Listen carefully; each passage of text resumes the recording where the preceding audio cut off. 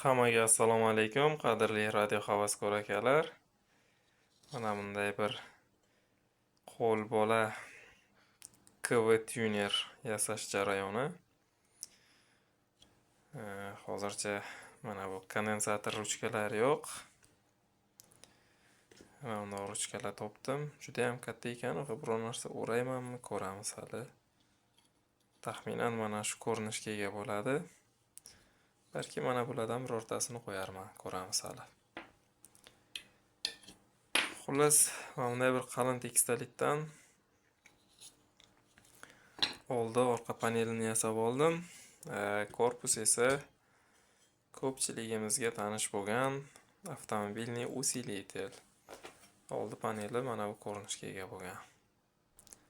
12 volt ulangan, radiosi bo'lgan va aux deymizmi? Aux ham bo'lgan. Xo'sh, bu oldi paneli bilan men hozir shablon sifatida foydalandim. Mana bolt joylarini teshib olish uchun. Bu yoqda ham xuddi shunday. O'rtada переключатель. Ikki chekada esa KPV 100 pikofarad. Albatta bu kamlik qiladi-yu, lekin bori shu. Yerda esa bitkazdim desam ham bo'ladi.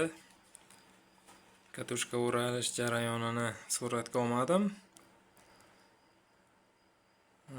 Simlarga e'tibor bermaymiz. Simlar kir ahvolda.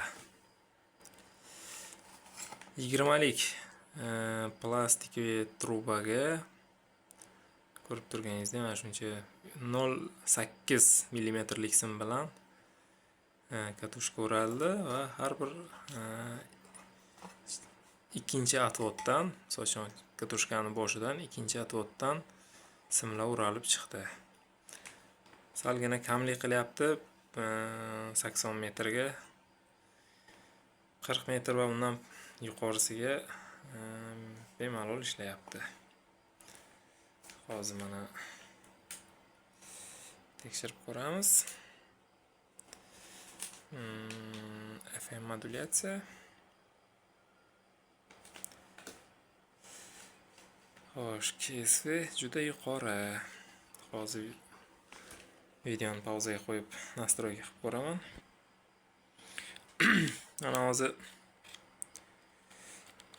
передачani bosyapman. Bir qo'lda sal noqulay. Burayapman, kondensatorda tuner ishlayapti.